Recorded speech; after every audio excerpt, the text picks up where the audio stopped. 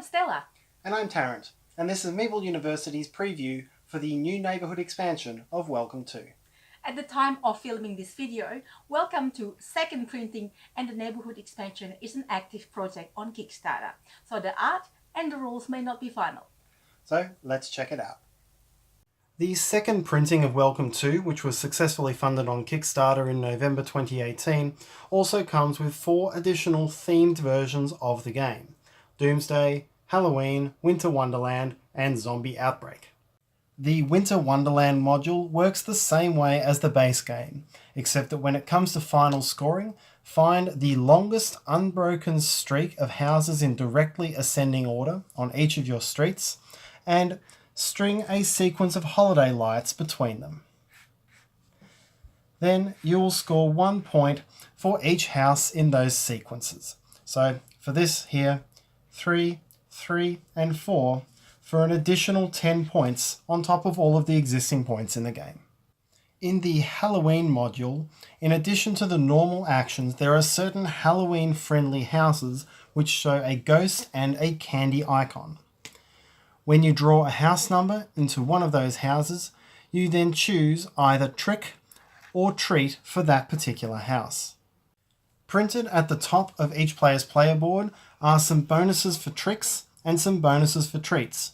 And on a player's turn, if he or she has 4, 6, or 9 tricks or treats circled, he or she may claim one of those bonuses. Take this case here where the player has 4 ghosts circled. The player could claim the trick bonus and then immediately either circle a pool or cross in a park. On the candy side, if a player has enough candies to meet the treat, the player claims that bonus and then gains the number of victory points shown next to it, writing that down here. Through the game, players are only allowed to claim 1 trick bonus and 1 treat bonus, and once a specific bonus has been claimed, no other player may claim it. So if the player had taken both of those on one round, all other players would cross out their 4 trick and their 6 treat. In the Doomsday module, the game will play as it normally will, but then at the end of the game, players will add up the house numbers of all houses on streets that have a bunker, that is, this black circle shown in the backyard. This represents the number of people who can be accommodated in that particular bomb shelter. Then combine all of these 3 numbers together and place that number over here next to the flower. Then all players compare their numbers for each street. Whichever single player has the highest score for each given street will gain 10 points on that street. And the player who has the lowest overall number in this box would get 10 points in this box.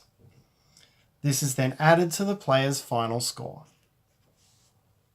The final module is the Zombie Apocalypse module, and this has a slightly different setup to the rest of the game, as one of the 3 stacks of construction cards will have 3 zombie cards shuffled into it. And we don't have these available because the artwork is not finished on those. A couple of things change during the Zombie Apocalypse module. You'll notice in the real estate section that there are some boxes marked with bullets. And when you cross out a box showing a bullet, you then circle one of the bullets up here on your ammo track. The other thing that you'll notice that is different about this version of the map is that there is a wooden barricade out the front of most of the houses, but some of them have gaps. And one of the things you'll be trying to do is close in these gaps in the barricades in order to protect those houses from the zombies. In the game, when you take the fence action, you can either build a fence as usual, or you can fill in one of the gaps in the barricade. Alternatively, if you barricade out the front of the same house that you wrote a number in on this turn, you can also build a fence somewhere in addition to that barricade action. When a zombie card is drawn, it will tell you either to advance the zombies from the right-hand side or the zombies from the left-hand side. You will advance all of them down the street, indicating with the arrows. If a zombie reaches the front of a house which has no barricade, you have 2 options. Either spend one of your ammo to shoot that zombie, or the zombies will invade. Write a Z on the house and fence it off. that is now no longer available for your establishment. The new modules also come with some new city plan cards which are specific to those modules. And that's the preview of Welcome to the Neighbourhood new expansion. Now, as we said before, this is still currently an active project on Kickstarter.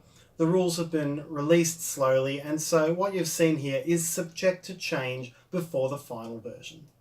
And if you'd like to see the full rules of the base game of Welcome to, please click the link on the comments to check out the full video. And you can click on the Meeple in the corner to subscribe to our channel if you'd like to hear more from Meeple University.